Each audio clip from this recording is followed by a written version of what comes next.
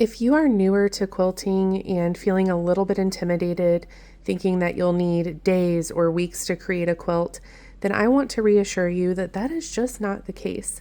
You can actually make an entire quilt in one day, maybe even within the span of a nap time. What I want to talk to you about today is a whole cloth quilt. This is a quilt where you are not slicing and dicing and piecing fabric together like this.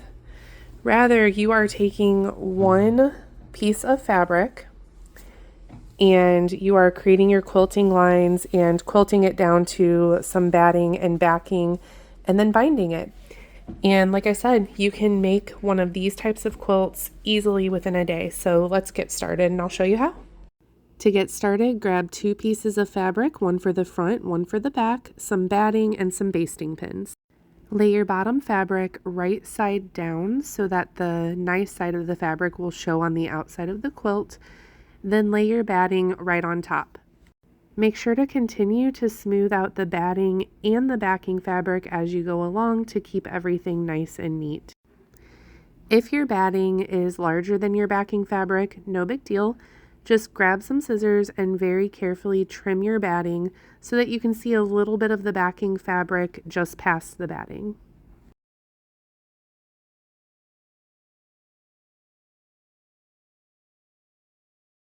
Now lay your top fabric down right side up and go ahead and give that a good smoothing as well. That way you don't have any wrinkles in your quilt.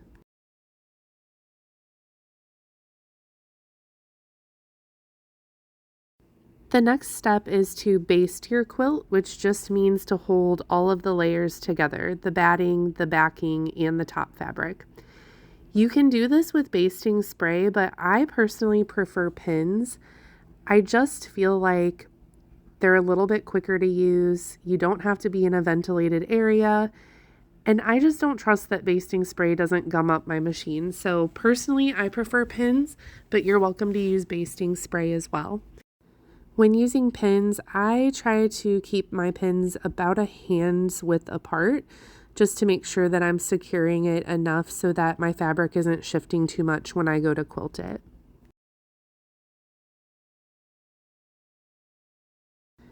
Once the quilt is basted, it's time to actually start quilting it. So one of the quickest methods is going to be just to quilt straight lines. I don't really trust myself to do this by eye, so I'm going to grab a water-soluble pen that's made just for fabric so that when I go to throw this in the washing machine, the water will get rid of any lines that I use to mark the fabric and guide my stitches.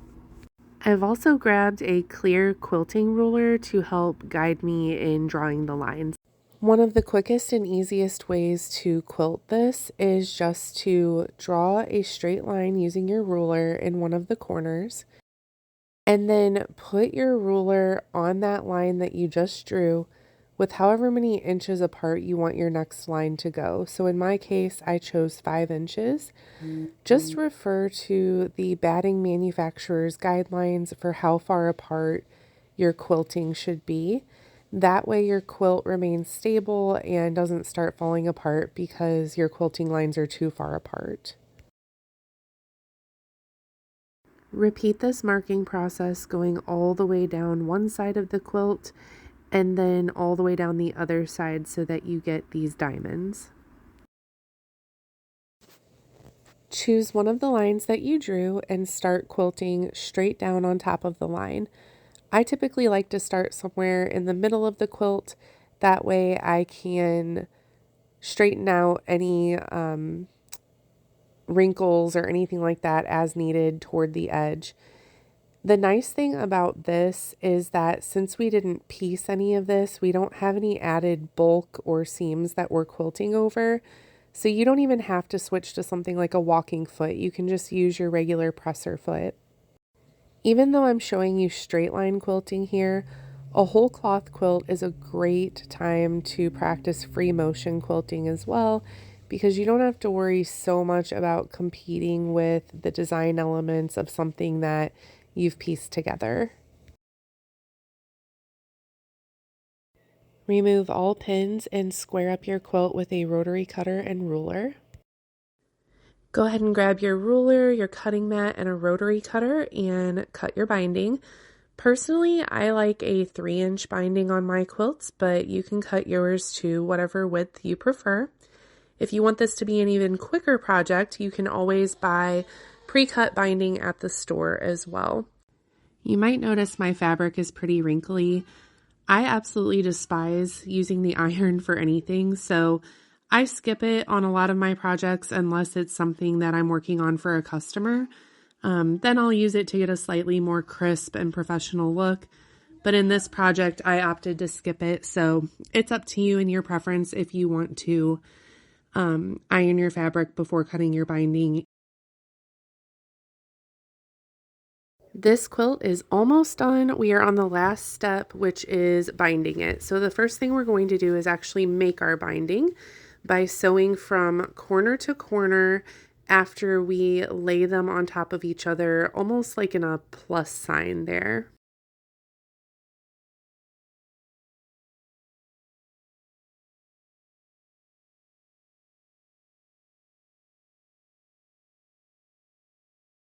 I'm just going to trim off the back part of where I just sewed this binding together, about within 1/4 inch of the seam. And then when you open it up, you can see you have one continuous binding strip. So just keep sewing and adding to that binding strip until you have enough to go all the way around your quilt. Make sure you leave a little extra to join the binding tails together at the end, which I will show you. And again, you'll just kind of keep cutting those back pieces off of where you joined your binding together.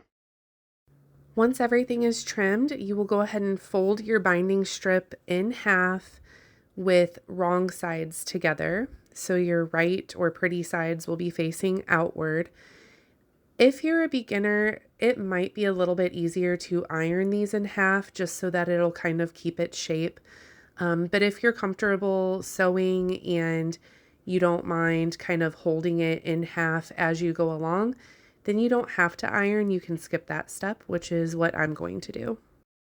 With your binding folded in half, place the raw edge of the binding along the raw edge of your quilt, and you're going to start on the back side of your quilt.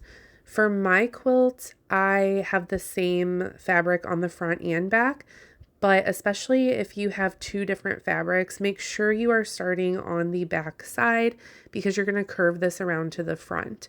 I like to start on one of the long edges about midway down the quilt. And then as you can see, I left myself probably about a 6 to 8 inch long tail on the binding. That is so I can join it to itself when I get to the end so that it looks continuous. You don't want to start sewing right at the end of the binding or you're not going to be able to join it to itself later. You're going to sew straight down. I use a scant 1/4 inch and do a back stitch. Sew straight down until you get ready to miter your corners, and I'll show you how to do that next.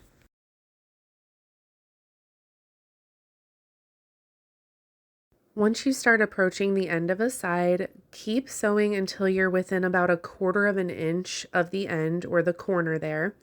And you're going to back stitch and then cut your threads.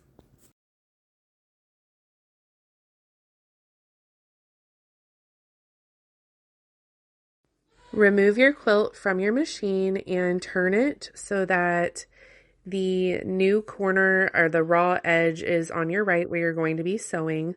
Pull your binding straight up and use your finger to make a 45-degree angle there like I'm doing and crease it really well.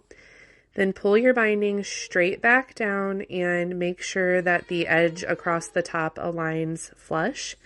And then you're just going to start sewing straight down that edge just like you did before with your scant 1/4 inch seam allowance, and make sure you do a back stitch at the beginning to secure it. After you complete your last corner and get back to the first side that you started the binding on, come down a couple of inches and do a back stitch to secure the binding on, and then cut your threads and remove the quilt from your sewing machine. Situate your quilt so that the binding pieces are directly across from you, and however wide you cut your binding to begin with, is how far you want to overlap your pieces in order to join them together. So you can do this by either using a ruler, or you can unfold your binding like I'm doing here. And mine was cut at 3 inches, so I'm just going to overlay that on top of the other tail end of the binding.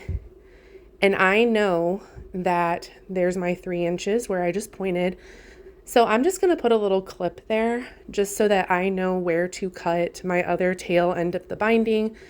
And I'm just going to take some scissors and make that cut because I only need it to overlap by 3 inches. If you cut your binding to be 2.5 inches wide, then you're going to overlap by 2.5 inches, etc.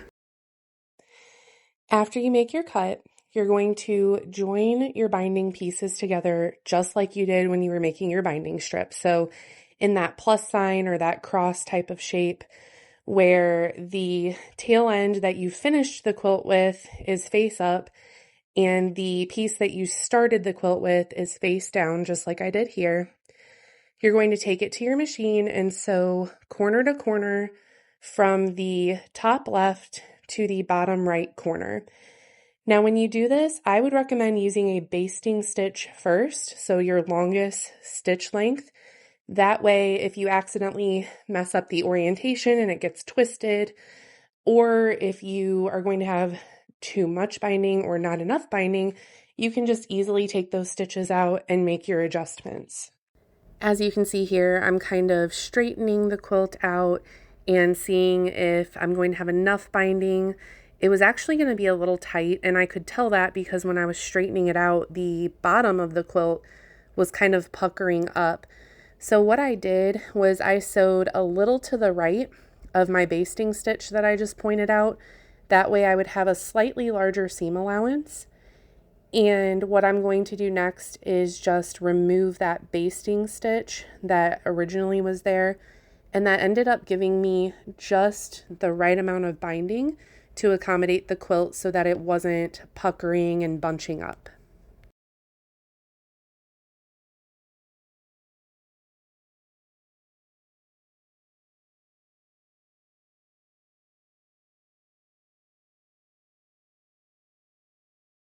After cutting the extra fabric from where I joined the binding pieces together, I'm just going to once again come down this last side, do a back stitch to secure it, and sew that scant 1/4 inch seam allowance all the way down until the entire binding is fully secured. We are so close to being done. Now the binding is fully secured to the back, so it's time to curve it around to the front. So turn your quilt over to the front side and choose any of the sides to start on. I like to come down a couple of inches just so I can get that binding nicely rolled over. And I sew about 1/8 inch in from the edge. For this quilt, I'm just doing a straight stitch all the way down the binding. I did a back stitch first, of course, to secure it. You could do a zigzag stitch. You could do any other decorative stitch you want. This is a great time to get a little more creative. Whole cloth quilts are a little bit harder to get super creative with because you're not cutting and piecing different shapes and design elements. So you could use a standout thread here, or you could do something that blends in. When you come down to your corners, you're just going to take that piece that you're sewing on currently and fold it down nicely. And then the next side that you're approaching, tuck that straight up and you'll have this kind of mitered 45-degree angle. If you have any extra fabric there, you can kind of roll it under and tuck it to get a crisper looking corner. I come all the way down and I take that first stitch to the very next side just to secure it in place. And then I'll back stitch and rotate the quilt to the next side and start stitching straight down. Repeat this same process until you have fully attached the binding to the entire front of the quilt.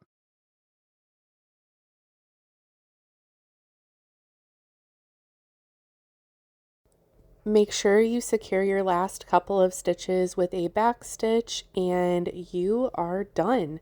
You completed this entire quilt in one day. Give yourself a pat on the back, and here's a thumbs up from my husband, too. I even got it washed just in time for bed. As promised, those pen lines came right out in the wash. You can't even see them.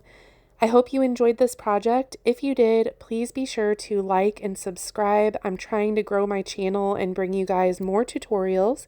If you're ready for something more creative or maybe a little more advanced, check out my video on how to create your own character quilts using applique. Thanks so much for watching. See you later.